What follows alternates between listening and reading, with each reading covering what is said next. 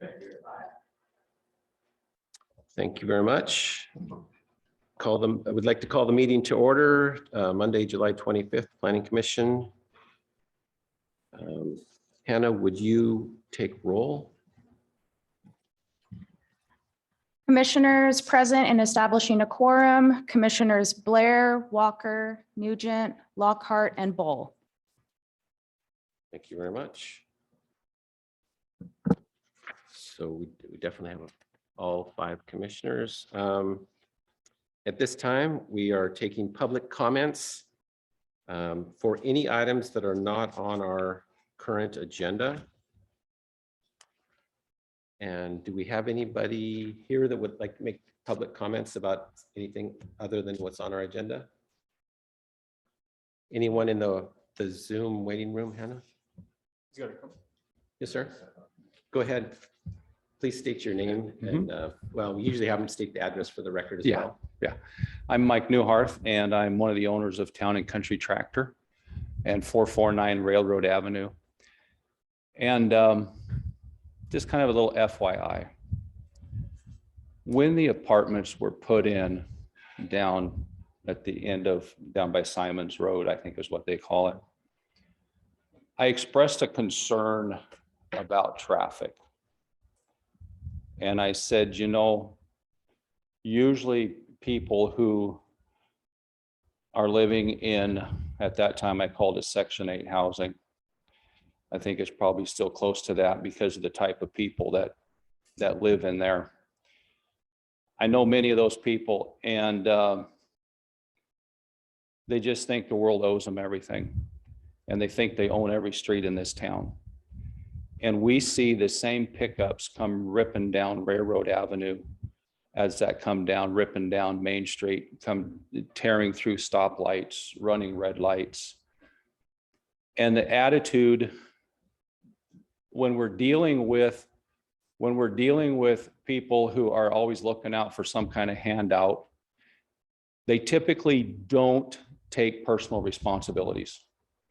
Typically don't. And I've talked to some other people in this town, other business owners. I've talked to a few of your police officers, and everyone agrees with me. They just really don't care, and it's my way or the highway. We had some real issues with them coming down Railroad Avenue, which our property line is way into Railroad Avenue. But anyway, that's another time. And so I made a call down here to your engineering department, and they jumped on it right away and got back with me. And kudos to them. They got with them some planners, and they said, hey, let's put some signage out here, put some one-way signage up. And the people down there in the apartments, they really bucked it for about 4 or 5 weeks. I mean, they were nasty. One of the officers was down there, and we were talking, and they were going to come down and pass the officer's car. And when they saw the officer there, they flipped us off and made a U-turn and went the other way. But it's pretty much settled down now, where they've figured it out that it's okay to go down Fremont. I think it's Fremont, the back street there, that they can just jump over to 203, and they're pretty good about that now. It was bad enough that they were coming down there at 40, literally 40, 30, 40, 50 miles an hour sometimes, and almost doing a 4-wheel slide around the corner down there by the fuel plant. And the guy that's renting the fuel plant property, he came to us and he was complaining about it. And I said, I'm got a phone call into the city. We'll see what happens, because he almost got plowed several times just pulling out of his own place. People come around that blind corner. So I appreciate you guys. I appreciate the engineering department trying to figure things out that'll work. And we need to continue to do this. I think we need to start considering some one-way streets in this town. We have a one-way street just on this side of 7-Eleven. And, you know, when that went to a one-way street back in about 1972, I remember people were kind of upset about it. I know they were, because I was pumping gas at the gas station at our original tire store. And I heard people complaining, what are they going to do in this town next? But the city did that because it's a narrower street. And I think on some of these narrower streets, we need to do like they've done in Bellevue and Everett and Kirkland, and do some one-way streets. Everett's full of one-way streets. And they've done it in the big cities because when the founders of these cities laid out the city streets, what were we driving? We were driving Model A's. Now I have a Model A. It's all of 4.5 feet wide.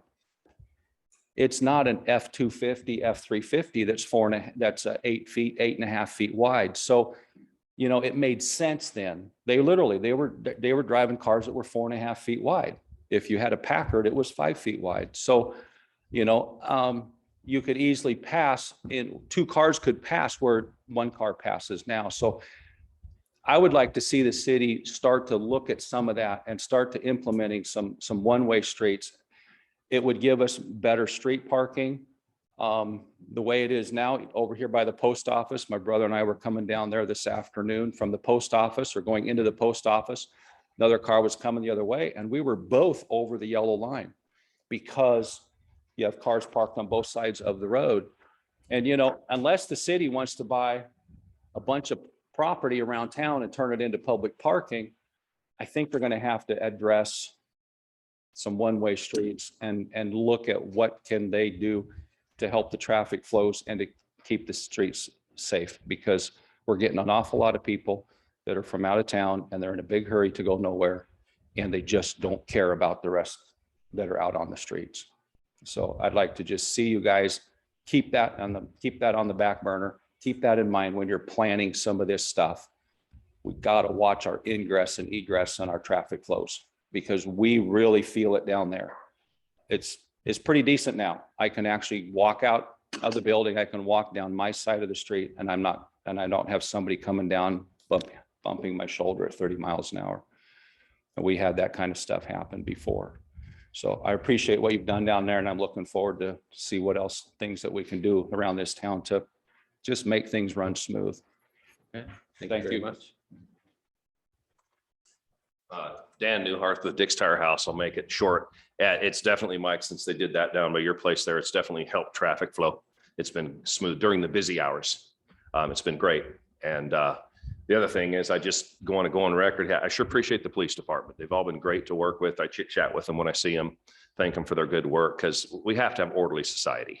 And as the last few years has exposed, a lot of people don't want order in society. So I appreciate that. And thank you for you guys, is whatever role you play with city management. Thank you.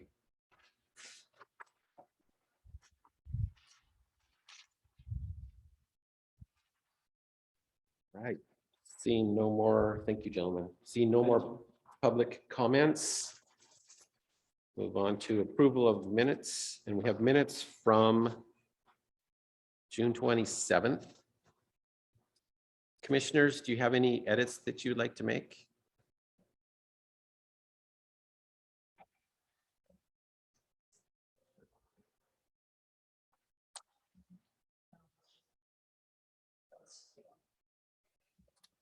Seeing no edits or comments on the previous meeting's minutes, I'd take a motion to approve the minutes. I'd like to make a motion to approve the minutes. Thanks, Jake. Do I have a second? Yep. Thanks, Brandy. Appreciate it. All in favor, please say aye. Aye. Aye. Aye. Opposed? Motion passes. Thank you. All right.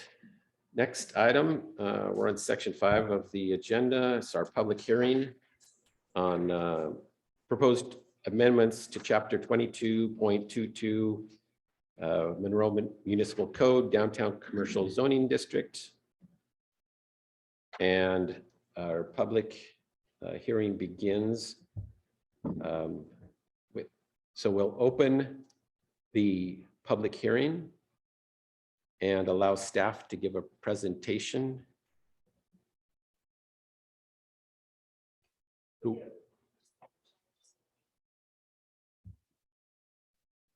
Zoom, you guys hear us okay?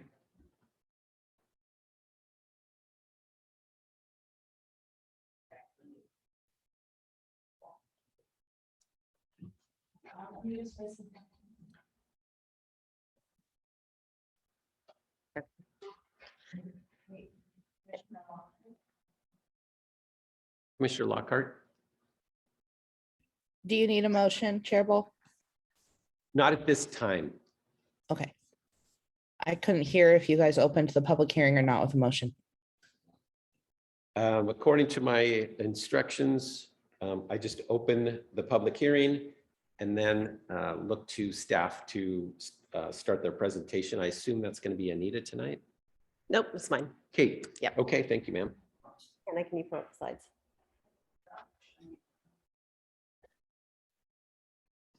All right, well, while the slides are coming up, just a refresher on this particular topic. We had a downtown merchant from Let's Play Cafe come to a planning commission meeting back in March this year. And his frustration was he learned that his property or his use was now illegal non-conforming. It had previously been permitted as an arcade. Our code changed in 2019. It was no longer a permitted use, so he was not able to expand his business. So moving forward, the Planning Commission requested to assess the situation. We got approval from the mayor and city administrator to move forward. We looked at the uses, understood the situation of how it occurred, which in a nutshell is in 2019, the city adopted brand new uniform development regulations. And at the same time, we're looking at definitions. And it sounds like there was a miscommunication potentially between the Planning Commission, council, and city staff in the final draft. And so all of the entertainment uses had been removed from the land use table. So as part of this process, trying to be to expedite it as quickly as possible to deal with the situation, but also make sure we're doing the right thing, we looked at the entire chapter. So the First Amendment is on the screen right now, and this is a minor change to the promenade. And these changes were specific to the historic main as well as the promenade. The promenade are all of the businesses that front along Main Street. The historic main is the second story above Main Street, as well as a wider area to the railroad tracks, Blakely. I'm sorry, I can't remember all of the, I should have put a map up for you. My apologies. But in the promenade, the neighborhood description only said commercial uses, which I understand in the land use table why they were doing that, but you also allow entertainment. So this is an opportunity to also fix another error. Next slide. So then the real focus was cleanup and fixing the promenade and historic main. Going through the table, it was also, again, an opportunity to make a few very not select, but needed changes. So Washington State actually regulates assisted living facilities. These two items under residential uses were on the same line for the land use table. So all I've done is separated them. I did not change where they were permitted or conditionally permitted. One is regulated by the state, one is not. So now this makes it more clear in our land use table. The second one, again, hotels and motels are actually a little bit different in how they are operating and function. Again, separated them out, but did not change the table. That's why it's still showing in the black P as a permitted use. Next slide. So really the meat of this proposed amendment is reinstating all of the entertainment uses in the historic main and the downtown commercial. So going from left to right, the first one is downtown commercial residential neighborhood. The second one is downtown commercial historic main. And again, that's above the first floor on Main Street and then extends further north south to the east and west. The next is the downtown commercial east downtown, which is actually where our citizens were commenting on this evening, goes all the way to Alborland Park, and then downtown commercial, the promenade. And so the red underlined is where we're recommending to reinstate the permitted uses. P means a permitted use, no additional criteria is required. A C, there are a couple items that have a C that requires a conditional use permit. In order to do that, we do have a public hearing process before our hearing examiner. It's to give it just a little additional review and in some cases additional criteria for when that business goes in. A means accessory to a primary use. And then if it's blank, it's not a permitted use. So again, this is really focusing on reinstating those uses that are in the entertainment category. The two I would like to point out are Art Studio and Boutique Gym. These were, you'll hear a little bit more about these in the definition discussion that Anita will be bringing this evening. But Art Studio was an item that we realized in our conversations that is missing. This is where you could come in and make pottery. You could have a studio, art, stained glass. And so during the conversations with Planning Commission, it was of interest to you to include that. The boutique gym actually was already defined, but it seemed appropriate to bring to the land use matrix and make it consistent with what we had for the existing fitness club definitions. Next slide, please. So with that, there were 3 additional amendments to the definition code, which this is now in sync with your next agenda item.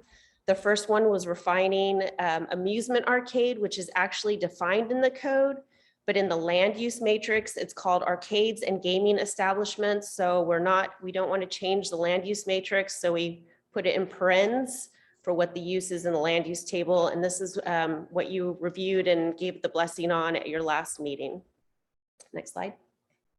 And then again, the next 2, Art Studio is a brand new definition as well as use. And then the last one is an opportunity to do cleanup. The definition that was in the code was not consistent with what a regional transit authority facility is. So that is an overview of the proposed code amendments that you're holding a hearing for this evening. Okay.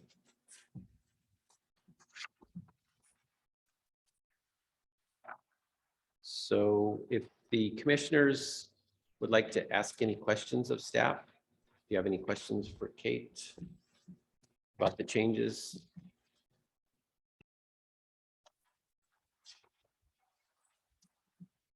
Melanie? So this maybe goes without saying, but just because we had a business owner who came to us with a specific question that kind of led us down this road. Just to be clear that the amendments will allow Mr. Shoemaker to make the changes and the expansions. I guess it's not technically an expansion, but the do all the work that he is hoping to do with his business. Correct? That is correct. The situation was arcades were a permitted use when he started his business. And in 2019, again, our code changed, making it illegal non-conforming. So he, again, with this code change, becomes a legal business outright permitted. And it also takes care of some other ones. Hannah will mention this earlier, but we got an email from the Historic Society, which would have also been negatively impacted by what happened in 2019. Long story, it resolves the situation. Perfect. And I think I saw that email in our emails today. So thank you. The matrix, it went from a blank to a piece, so problem is solved.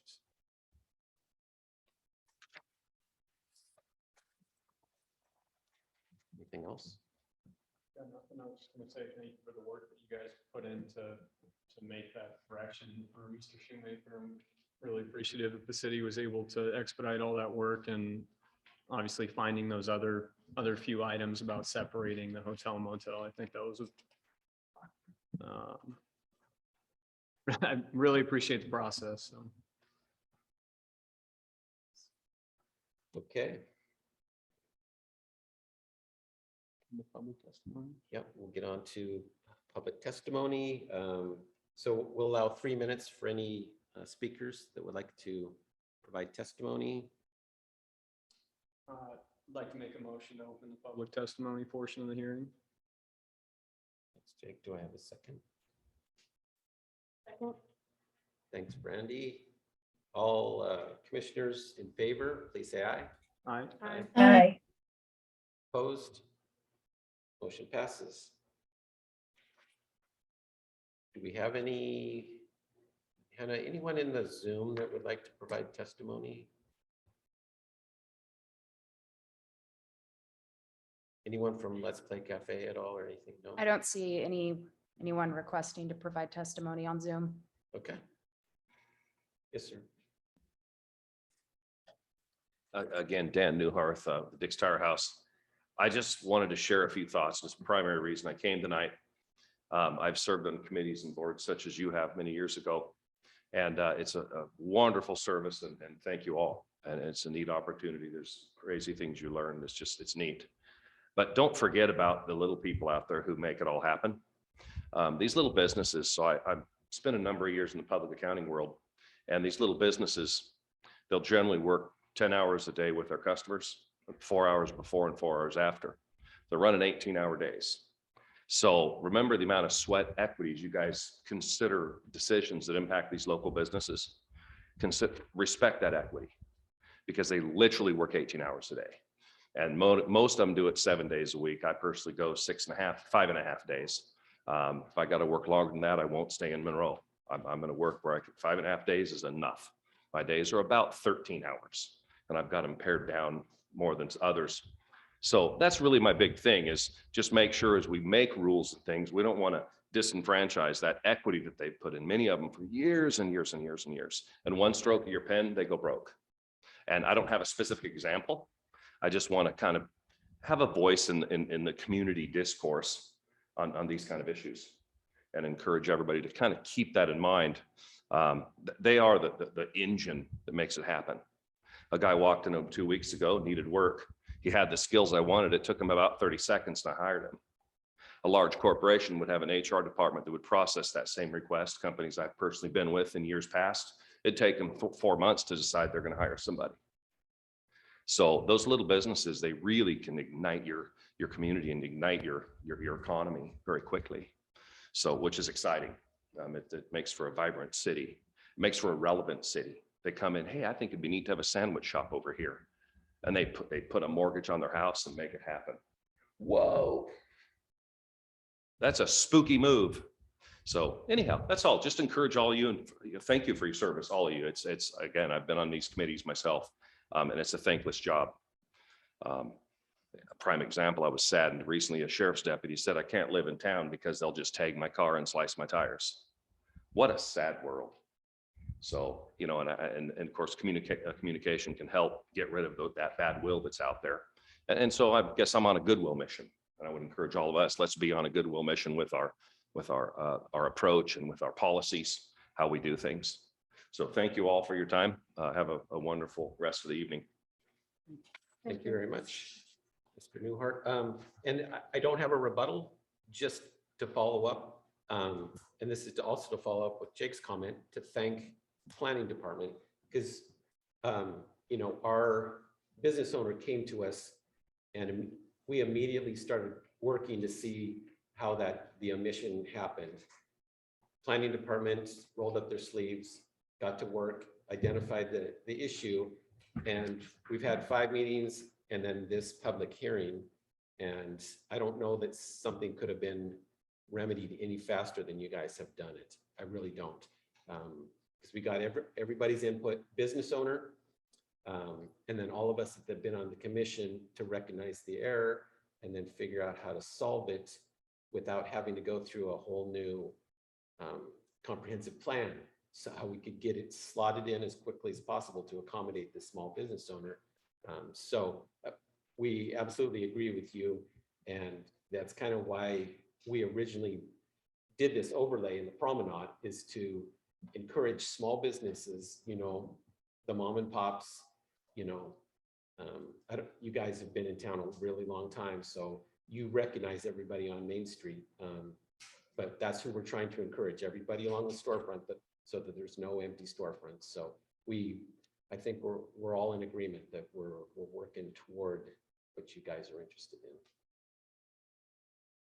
in. And if I may as well, as Chair Bull said, I think this was a really, really good example, or kind of a inspiring example of the way that you would hope that city governments would work, because this business owner of the arcade came to us. He was, I would say, the victim of an oversight of a code thing that no one expected would happen, but it did.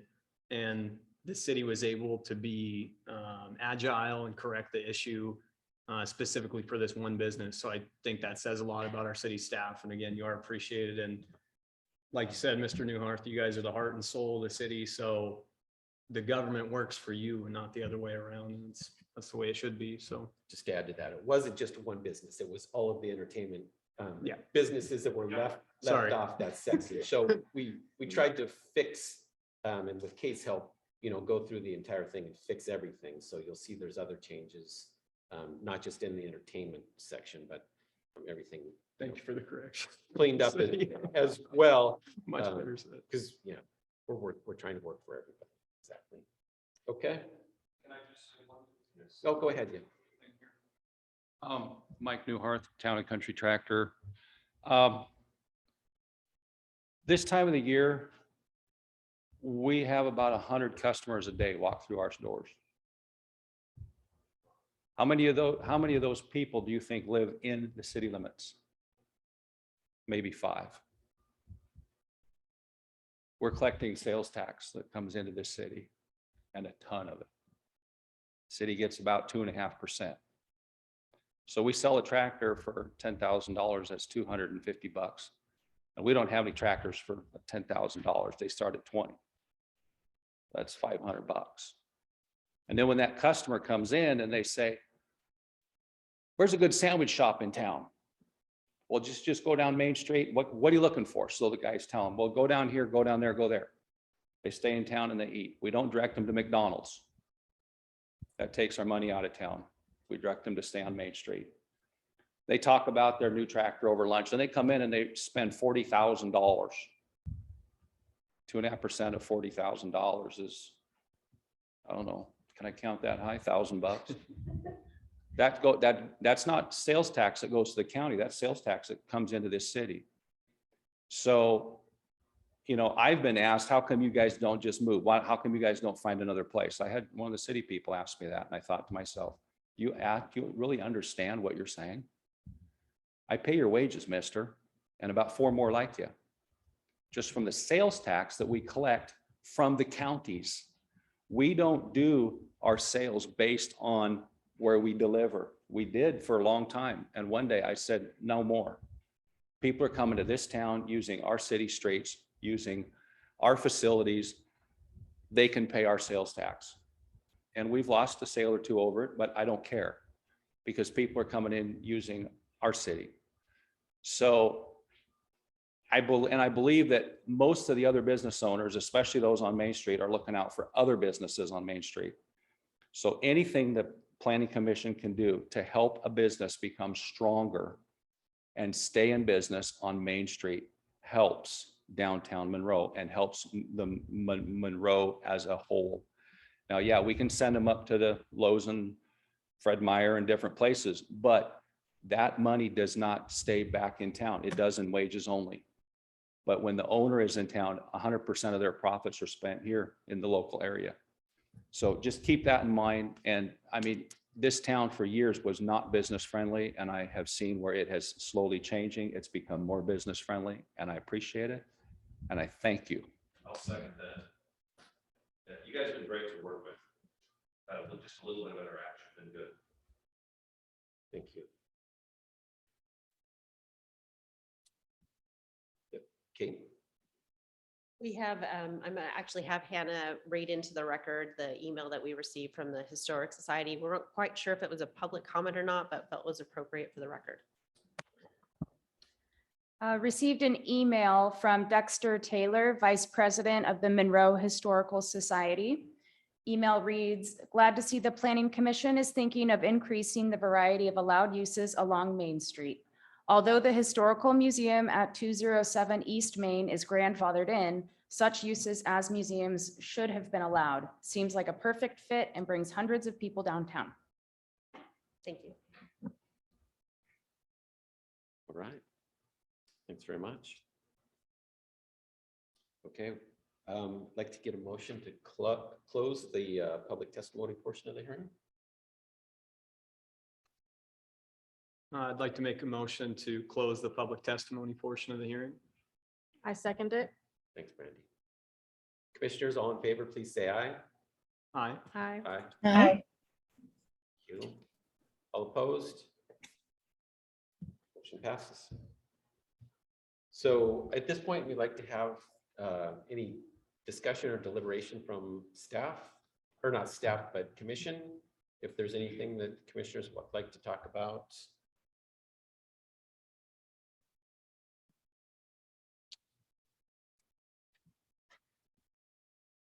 Chairman Bull, I'll just, if it's all right with you, I just, to make it easy for the planning commission in your packet, motion item number D talks about the recommendation that we are looking for.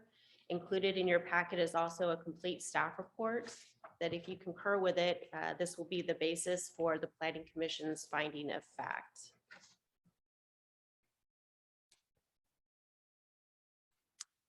Melanie, I'm ready to make a motion if there's no other comments from commissioners. I have a comment. I'm sorry. Okay, I'll let you do that first then. Been talking a lot. I was gonna say with the upcoming work that we're gonna be doing on the comprehensive plan, I think this was a really good experience in a learning experience that I mean. So I would just encourage us, I don't know if there's some kind of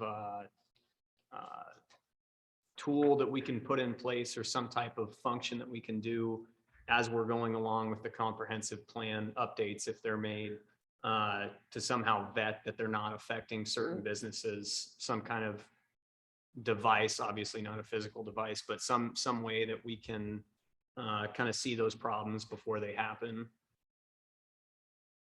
And that's all I got. okay, at this time, I'm gonna ask for a motion to close the public hearing.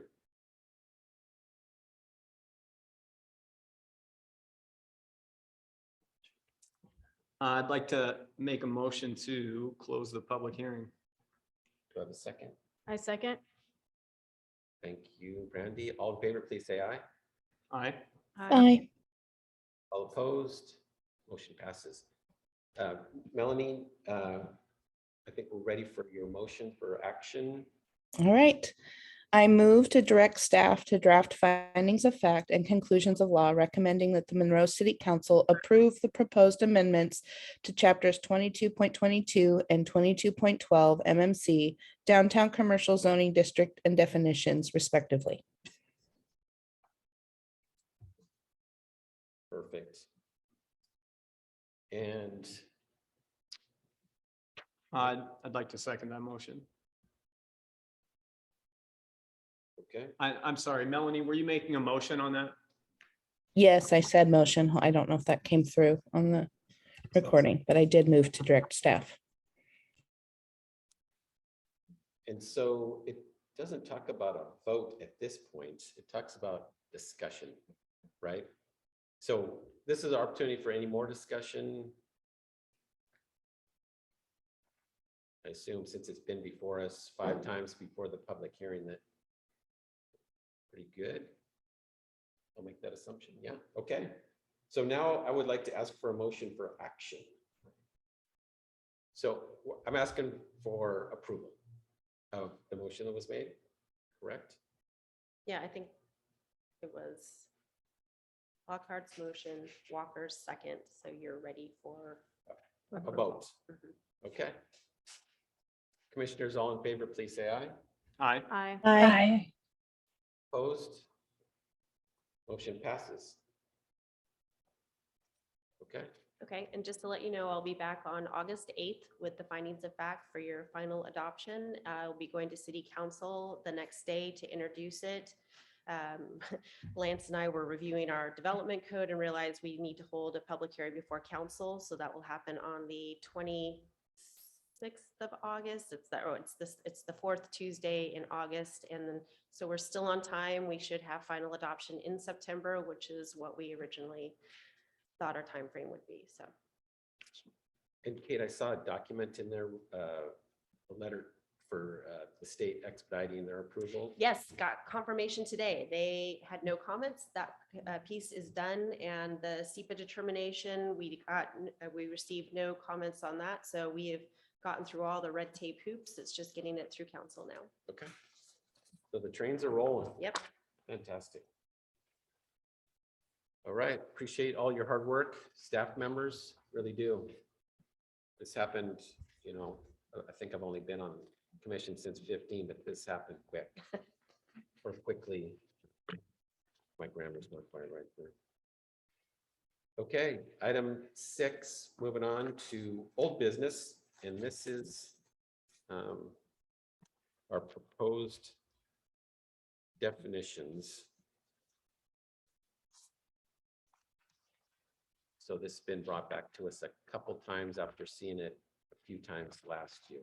So we just have a few that we need to vet and review. Is that true, Anita? Yes, yes.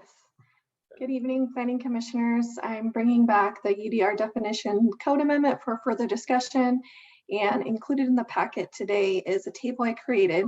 It does list the terms that we went through at the last meeting, and I did highlight the terms we still need to go through today, which I believe is about 7. So hopefully we can get through those pretty quickly. And I'll go ahead and share my screen just so we can go through those maybe a little quicker. Let's see.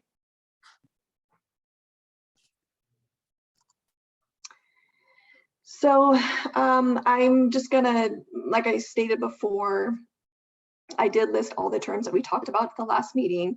I'm just gonna quickly scroll down. The ones that are not highlighted are the ones that we came, or the planning commission came to a consensus on what definition they preferred. So the first one was adult entertainment, but we'll scroll down a little bit to the next highlighted one, which is club fitness. So I'm proposing that we delete this definition because it is not a land use in our land use tables. I believe this may have been left over from the old code. So that's my proposal tonight, is to delete club fitness. We'll discuss further in this conversation how some other fitness definitions that we currently do have in our code. So I'm just wondering if there's any objection to taking out club fitness. Just one minor correction, Anita. It's club, comma, fitness. Okay, perfect. Oh my God. I will make a note of that. And then, yes, and then so sounds like that one is good to go. So the next word or term that I have is coffee shop. And so as discussed before, at this point, we cannot take coffee shop or change coffee shop because it is in our land use tables at this point. So I did come up with a revised definition. So just wanted to see if this is sufficient for the commission. So the definition I came up with is also commonly known as a cafe selling ready-to-eat food and or beverages, including coffee, for on or off premises consumption. Melanie, do you have an edit? No, just thank you for adding a reference to coffee. That was a big point of contention with this definition. Yes. So you put it in there. It flows nice. Thank you. Any other comments on that definition? Okay, so just like I'm just gonna keep scrolling down, and because the unhighlighted terms we agreed, or the commission agreed on what those definitions would be. So then the next one is let's see, indoor fitness and health club. So we have indoor fitness and health club, and then we have indoor recreational facility. So there was a comment on how about we just incorporate these two definitions basically to be the same definition. But unfortunately, in our land use tables, these are separate uses. And just for example, there are some zones that will allow one use but not the other. So for example, fitness and health club is permitted in downtown commercial east downtown area, but not indoor recreational facility. So I think it's important that we do have separate definitions for these two terms. And when I think of a fitness and health club, I kind of think about the Gold's Gym, 24-hour fitness. So I have two separate definitions for you today. The first one is just, it's pretty short and it's kind of generic, but the first one I have is commercial establishment having members who pay a fee to use its health and fitness facilities and equipment. So that's option number one. Option number two is, I showed this to you at the last meeting as well. It was the definition from Olympia. This one is a little more inclusive as far as naming out all sorts of fitness activities and equipment. So this one is health clubs, aerobic centers, athletic clubs and gymnasiums, indoor tennis and swim clubs, handball and racquetball clubs, weight reducing centers, dance studios, and other businesses. So bringing this definition back to you to see if you'd prefer option one or option two. And option two would be the Olympia definition.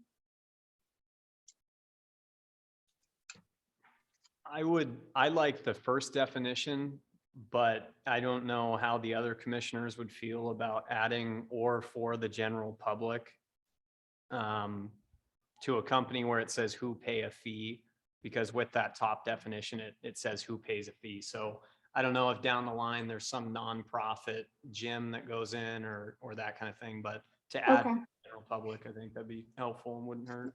Okay.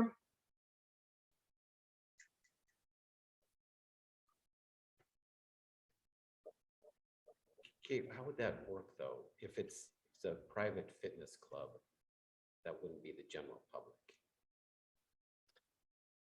Well, I mean, That would exclude a private fitness club. I'm even thinking of the YMCA though. I know Monroe has or at least Monroe used to have a situation where residents did not pay a fee or paid a reduced fee, but anybody who's a member of the YMCA still is a fee paying member. So I think that definition would actually be okay. The uncorrected one. Yeah. Yeah, I have no idea. So if And the Thrive Fitness Center, that's a fee paid. So those are examples that I would take from that option one definition. The option two is definitely a little bit more expansive of what all is included. The first one's a little bit more generic. But I don't think the generic would harm us in any way. Yeah. because No, I don't think so. No. agreed. Okay. Yeah, because when we get into indoor recreational facility, that's when it's including more things like bowling alleys, roller and ice skating, dance halls, racquetball courts. So actually the indoor recreational facility is the current definition that we had. The only change I made was there in the definition under the 3,500 square feet, it was a 3.5 instead of the 3,000 with a comma. So I just changed that. So because now that we're distinguishing between fitness and health club versus indoor recreational facility, I thought that we could just go ahead and use the current definition that we have, but I would just like to get your take on it, see what you would like to do. Can I interject? I just want to make sure, do we have agreement on the indoor fitness and health club? Was there a consensus? Anything we can do to make the stuff more general. Okay. Like the athletics, like, maybe remove the fee, and then on the other one, 3,500 square feet, I mean. I don't know, it's more general. The way we're trying to go with these.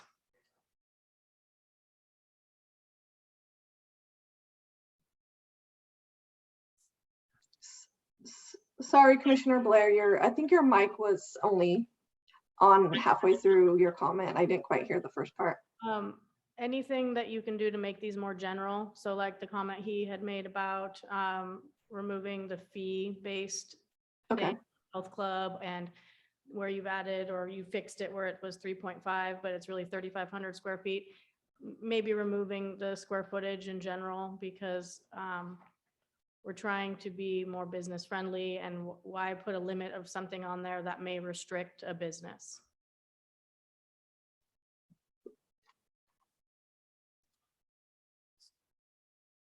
Going back to Jake's intentions, Was that your intention to remove the fee, or was it to say general public? I guess that was gonna be my question was Miss Tourtellot or I'm sorry, Kate or Anita, have you guys seen any precedent that it would be wiser to include the fee part? Or if we said members who use its health and fitness?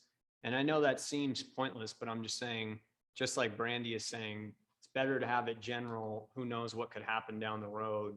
So that way we don't have to open back up the definitions again to strike through, pay a fee. So I don't know if there's some kind of advantage for the code or. But even as Kate was saying, even at the YMCA, there's a fee that is required. If it's subsidized by the, the city or whomever, that's one thing, but they have a fee-based model. Right, but what does having a fee-based model, I don't understand why that is necessary in the definition. Like if I had a pro bono coffee stand and then there was a place that sold coffee, if in the code it says coffee stand serves coffee, what's the difference about sells it or doesn't? Or why is that? I don't know. Maybe there's nothing, or maybe that's a pointless ad, but I don't know. Just something, trying to exercise some foresight for unnecessary reopenings in the future. But again, Kate and Anita, if you guys know of a reason that fee should be in there, I have no idea. I'm probably wrong, or might be wrong, but. Okay, yeah, there's actually, it's just when I was doing some research, I found this definition, so there's no rhyme or reason for it to say a fee. I could just put members, that's fine. We also have comments. Who is first with their hand? Melanie or Liz? Jump in.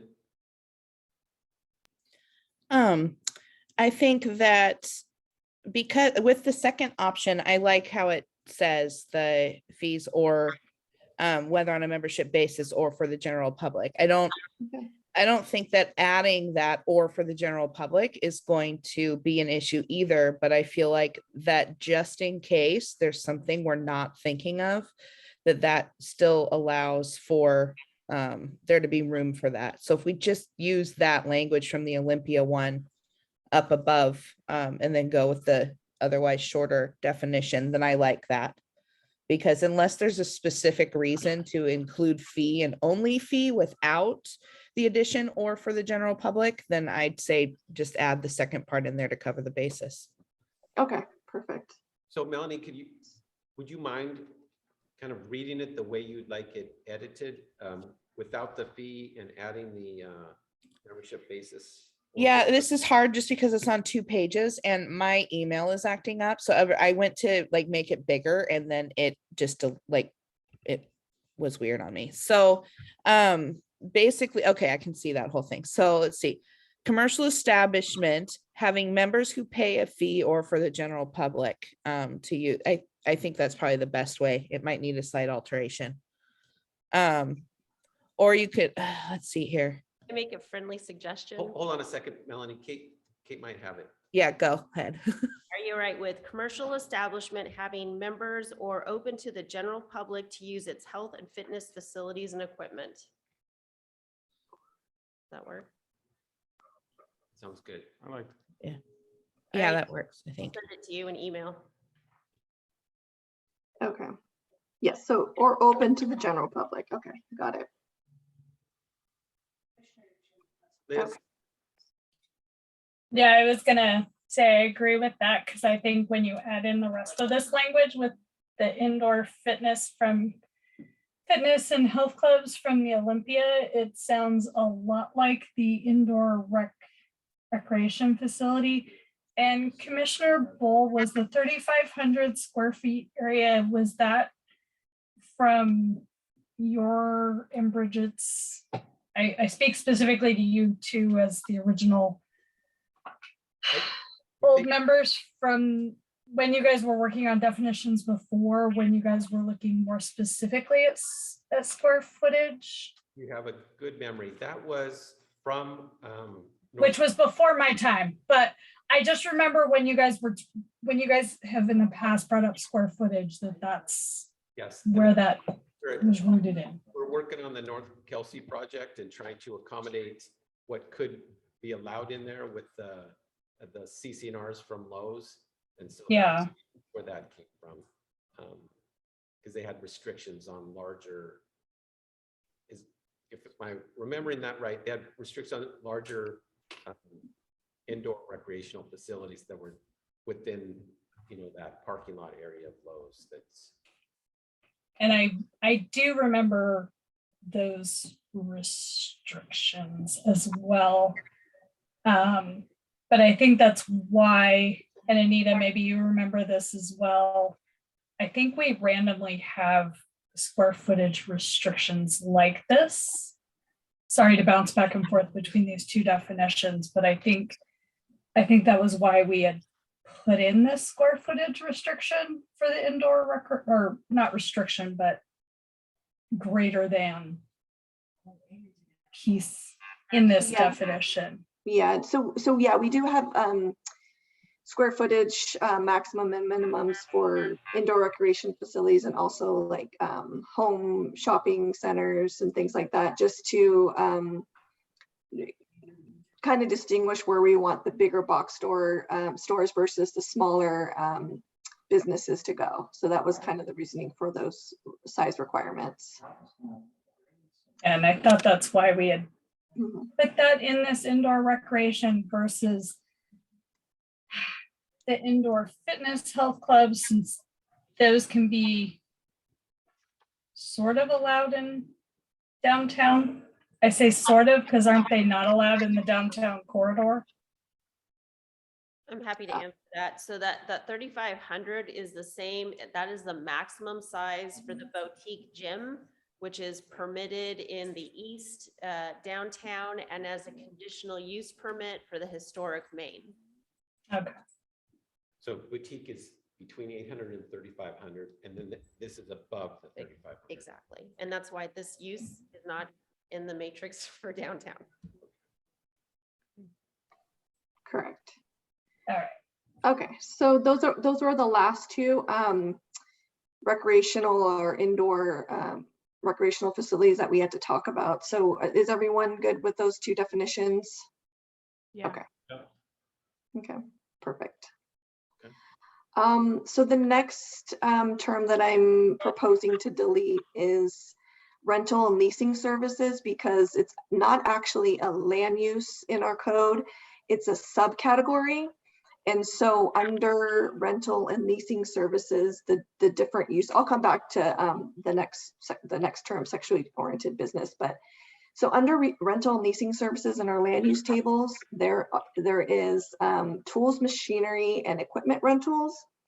There is a separate use for consumer goods and motor vehicles. So there's 3 separate uses under that rental and leasing services. So is there any objection to deleting that definition? Okay. Randy? I have a question. So the gentlemen, both that are here tonight, their businesses, where do they fit in? Is that general retail? Because where it's like the rental and leasing in the definition where it says the sales or rental of equipment, it doesn't say, we could add sales and rental equipment, but I just want to be sure that we're trying to prevent problems. And if you're saying that the definition isn't needed because it's in the land use matrix, I just want to be sure that we're incorporating to be sure that businesses that are already there have a definition that fits for them. And if not, do we need to amend one of these equipment rentals to sales and services? Okay. I believe it's the tractor business, right? Right. I think they just sell. I don't think there are equipment rentals. I don't know if they're still there or not. But, They confirm that, yeah. oh, okay. So does that just go under fit under general retail so we don't need a definition that talks about, because we have one that talks about motor vehicle sales facilities. Yeah, I believe they would be under motor vehicle sales facilities, but I'd have to double check. But they wouldn't be under this definition here. Right, I'm just saying if it's definitely, I want to check that it's in the motor vehicle one, or else change this definition to not just be rentals, but add sales. I don't think we want to confuse, because this tools, machinery and equipment rentals is like the rental business. Mhm. Correct. Yes, it's not sales. In a specific definition for that type of business. Okay. So Yeah, and then just give you some reference on where this use is actually allowed in the city. So this is allowed in, let's see, general industrial, general commercial, and mixed use. So it's not even allowed in downtown commercial.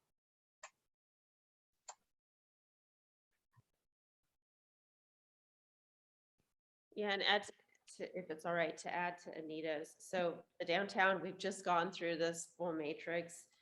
I would concur, it would fall underneath the vehicle. There's a vehicle sales, and then it also has the rental leasing services as an accessory. So it could be an accessory to that primary sales that they do. I think we're okay.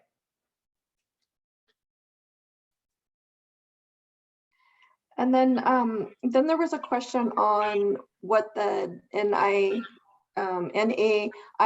industry group number was, because it was included in our current definition of tools, machinery, and equipment rentals. So I did look that up for you. And so basically what you do is you just Google that code, and then it takes you to what those different uses are.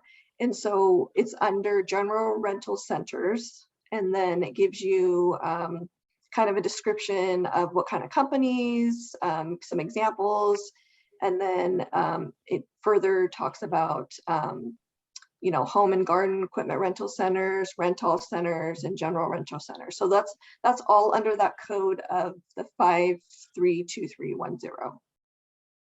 So just for reference, those are a couple questions. So so the main thing that I was trying to do with this was just to give you an example of why we don't necessarily need the rental leasing services definition, and that everything is under the separate uses under that rental leasing services. So mentioned before, there's also consumer goods and motor vehicles for rentals. So just wanted to know if everyone's in agreement with the current definition that we do have in our code. Yes. Yeah. Okay, and so the last definition, I'll go back just because these were in alphabetical order.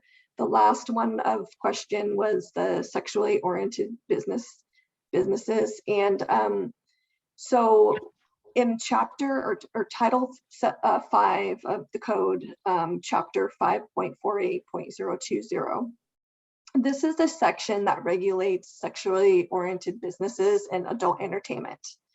So I forgot to mention that in the city, we do have an adult entertainment overlay. So I'm just going to stop sharing this for 1 second so I can pull up the zoning map for you. So I can show you where that overlay actually is. Let's see. Oh, sorry about that. Let me just get that for you.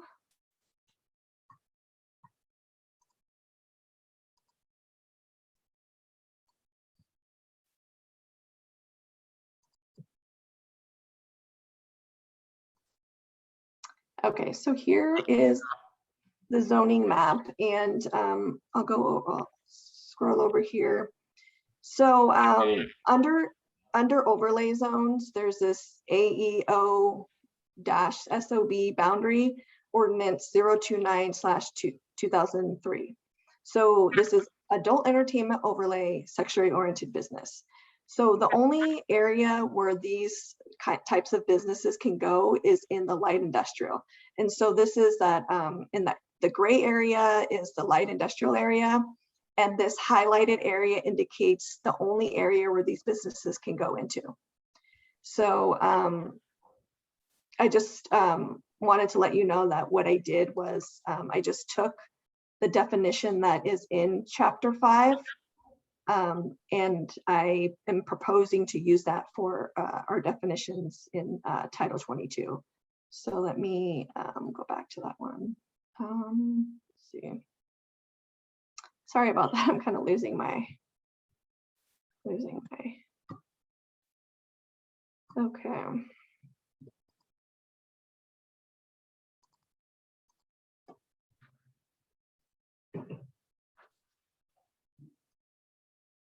Okay. So this is the definition that is currently in our code in chapter 5. So if you just want to read through that and then just let me know if there's any objection to using the same definition that we already have in chapter 5. And then I'll scroll down. There's a little bit more on the second page. Sorry about that.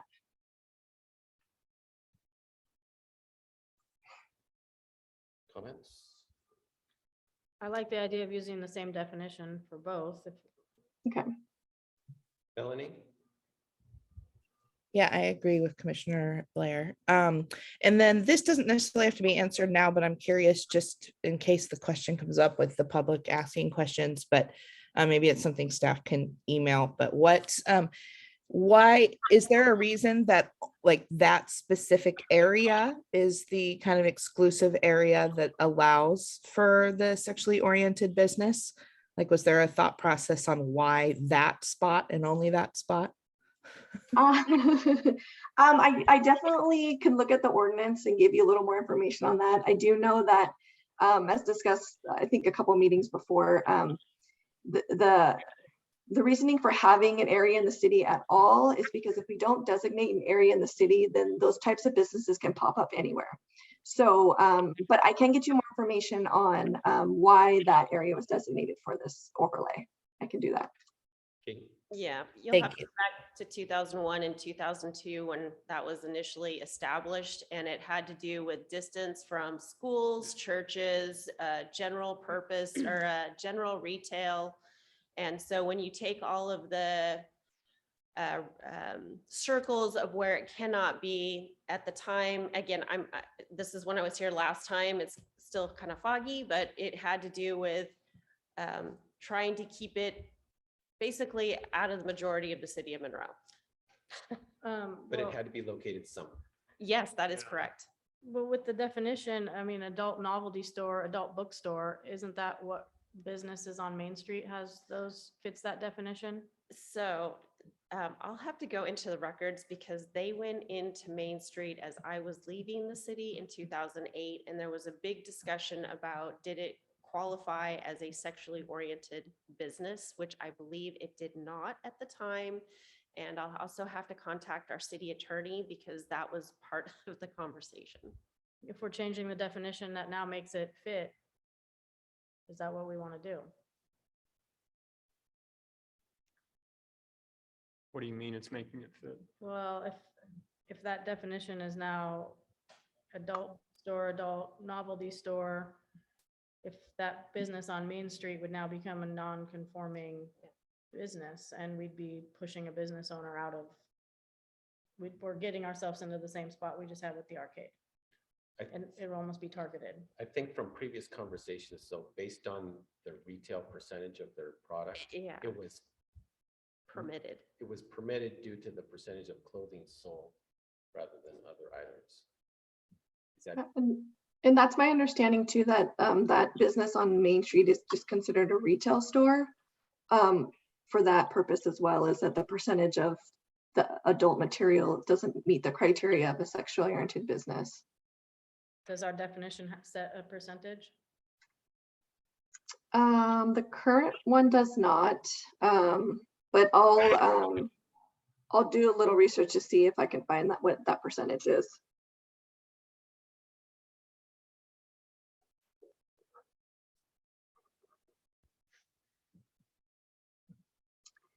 And then the last couple things that I researched was there was a question on if our definition of breweries and taverns is consistent with what the state definitions are. And I didn't find any conflicts of the definitions when I did my research. So I think everything's good there. And it's the fact that, you know, you have to go get your liquor license anyway, so that all that is regulated by the state. But as far as our definitions, I didn't find any conflicts with the state definition.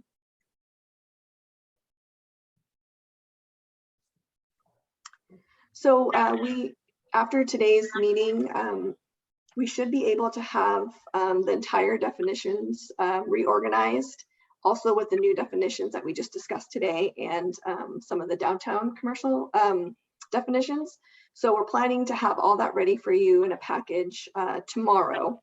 So you'll have plenty of time to review that. We're not planning to talk about this until the next meeting. So hopefully when you get that, and of course, if you have any questions, feel free to email me at any time.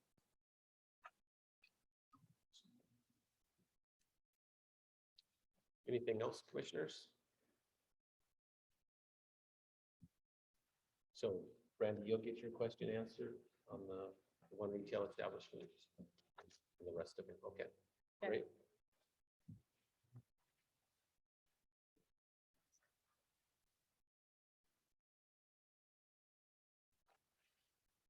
Okay, Anita, move on. Yeah, thank you very much. Thank you. Before we leave this, I just want to give a shout out to Liam McCorkle, who's our planning intern. If he's out there watching tonight, he has done a lot of work for what you're going to see by end of day tomorrow.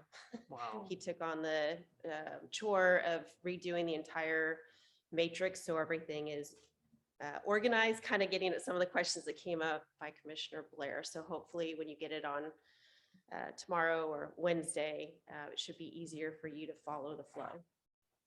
Earn the job. Yeah. Fantastic.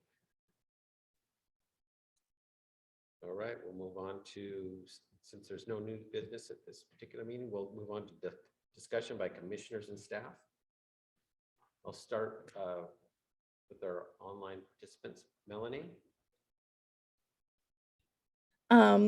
Yeah, my only comments is that I wish that Bridget Tuttle were here so that we could all thank her face to face, or, you know, online to face.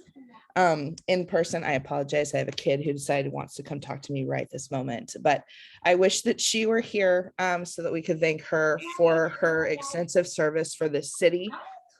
Sorry, I will come back to me. I got to get my kids under control. I apologize. Liz?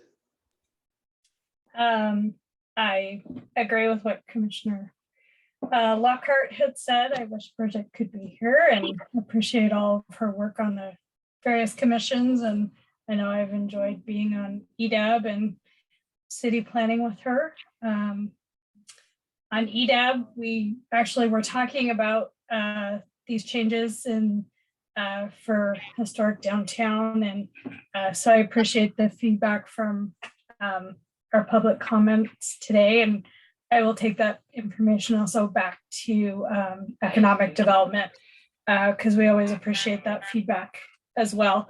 So, and we always do really value our businesses. I also, being a small business owner, I understand the impacts of all the little changes we do to our small towns and how that impacts us. So I appreciate and feel that wholeheartedly. So I appreciate that, and I appreciate everything that we're doing to downtown. So but that was about it. So not much on EDAB recently, and so that's all I got. Okay, thanks very much. And I saw in some of the comments of some of the definitions that EDAB's had some input from the July 7th meeting. So thanks for that. You ready, Melanie?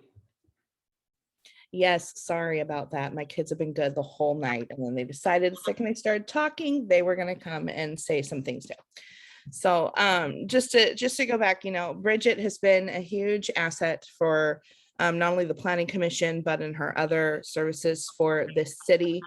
And from my standpoint, I just kind of worry that she has also become kind of a victim of unintended consequences. I understand why the city would have placed the policy in there that prohibits anybody who is elected or appointed into positions from entering into a contract with the city. But this was a global pandemic. And the city has always asked for participation from various stakeholders in the city, including business owners, small business owners. And so in a time where small businesses were hit as extensively as they were, I would venture to guess that just about every single business in this city could have benefited from the grants that many did apply for, many received. And for those to now, the ARPA grant recipients to now basically be unable to serve in any capacity in an elected position or an appointed position while they hold a contract that can expand over years at this point. I think not just in terms of Bridget, because on a personal level, at least on the Planning Commission, she was a huge asset here.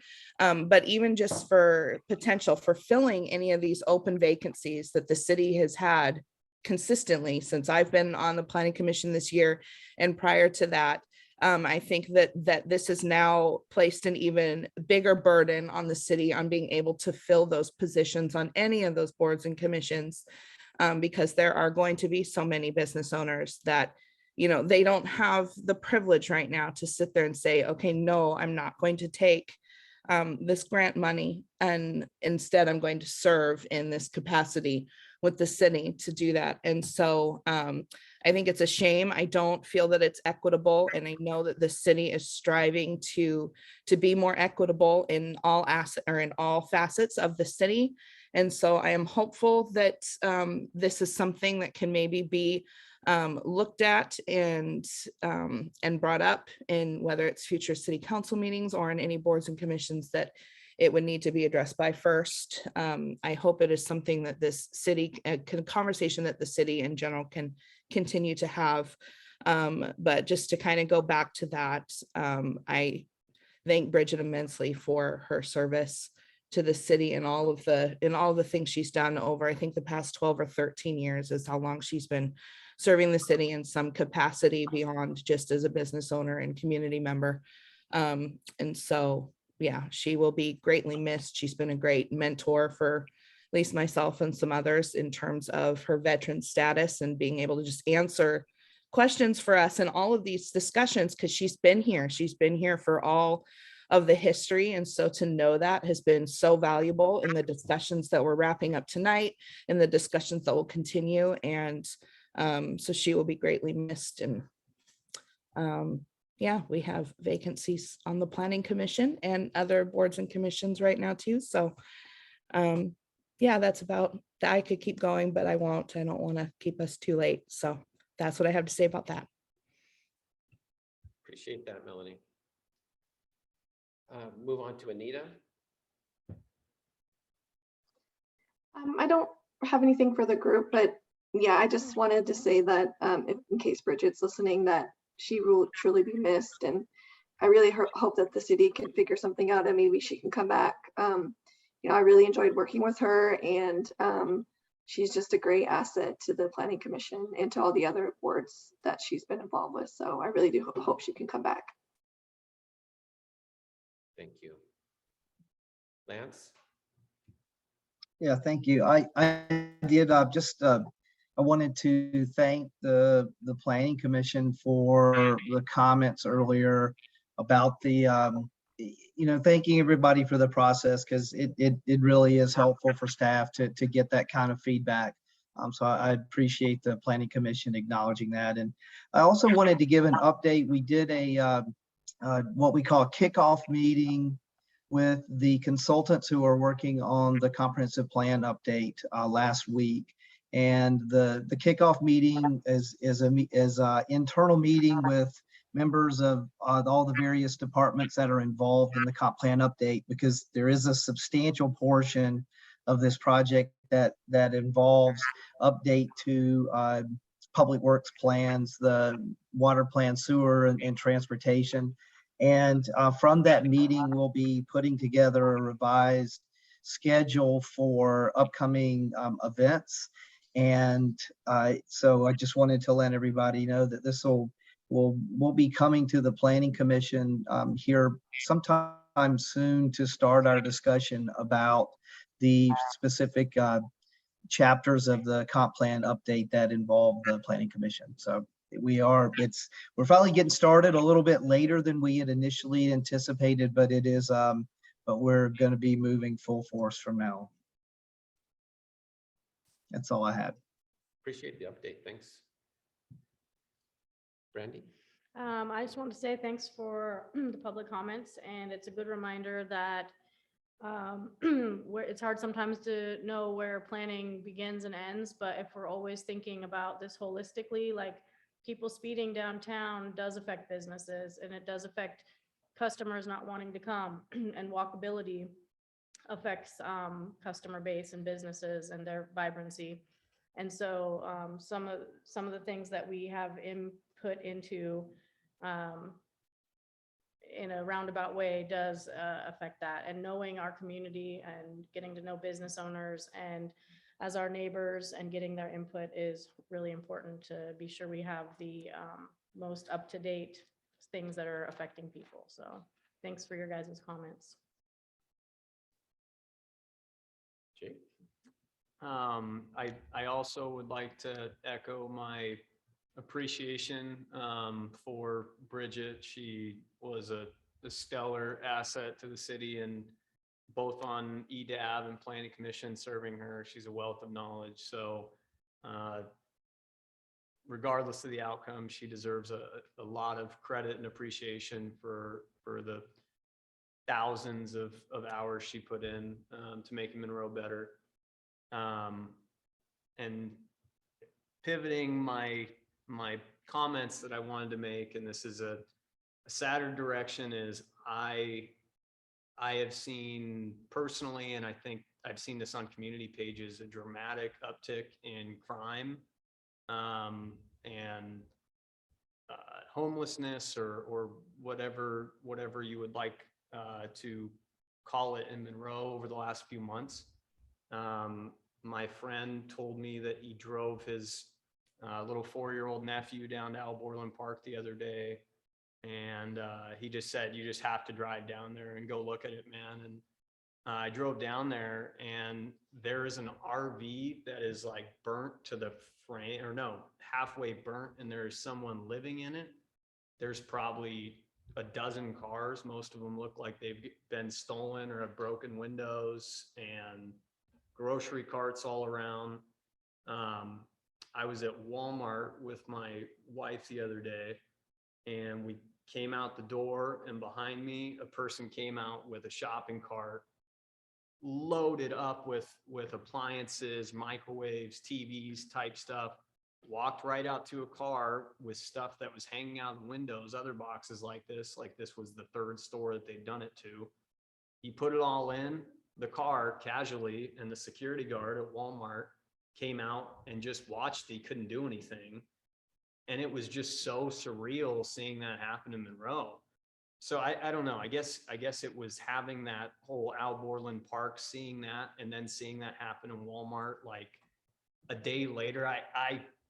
I don't, obviously we're planning commissions, so we're limited in what we could do, but I would like to elevate that to the city council. And I guess as it relates to the comprehensive planning, continuing to do something to preemptively equip our city, maybe code enforcement or the police department with some kind of greater authority if they need it for land use and clearing area. I would encourage all of you guys to drive down to Al Borland Park right now and look at it because it feels alien almost.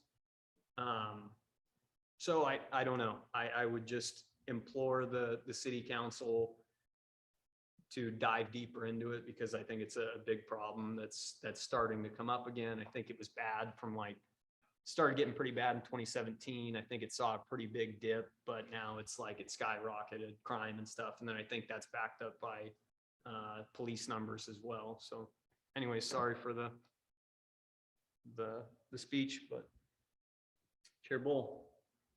Okay, I would also like to comment about the impact losing Bridget to the commission is going to have on, me personally. I worked with her since 2015. It's a big deal as you're coming up to a, comprehensive plan, having that level of experience and passion.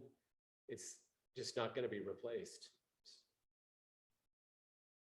Makes me sad.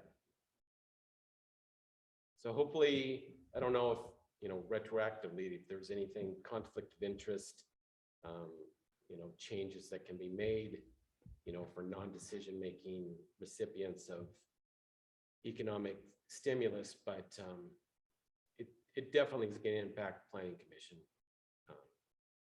There's no way to replace the experience. There's possibly a way to replace the passion for the city, but you need the experience. So it was pretty abrupt. Move on to Kate. Yeah, I know. I've just been here since March, my return, and between you as chairman and Bridget, you helped me through the downtown code, trying to figure out what the heck happened, because clearly a lot has happened since I left. So yeah, and her enthusiasm. So we will definitely be passing these comments along to our city administrator, the mayor, and council. I'll be working with Lance to try to figure out how best to share your comments from this evening. To pivot on that, though, I do want to let you know the mayor interviewed 2 positions for 2 people to fill 2 of the planning commission positions, and it sounded like he was hoping to get a confirmation at tomorrow's council meeting, I believe. So there's two of the vacancies. And yeah, get ready, comp plan's coming. Lance isn't kidding you. There's a lot of work ahead of us, and our list of items that they want research or information on, I'm like, oh, okay. So it's here. Thank you.